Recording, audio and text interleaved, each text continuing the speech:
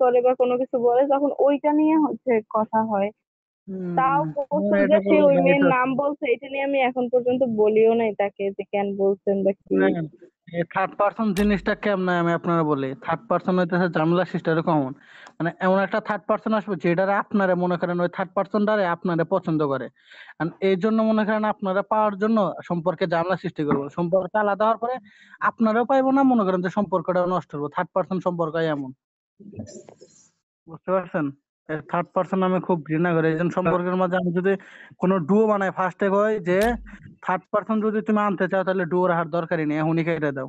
Third পার্সনের কথা মানবা তো আমার কথা মানার দরকার নেই।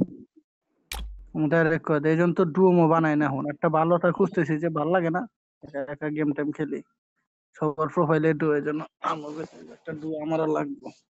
ভালো বট শট যায় ওটা ম্যাটার না, ম্যাটার ভালো মে লাগবে যে আমার রাগ সহ্য করতে পারবো।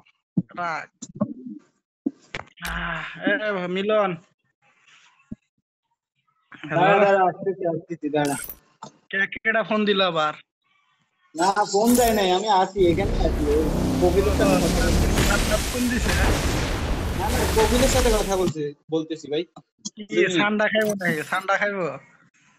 আরে ওরা ঠান্ডা আমার না সবকিছু খায়।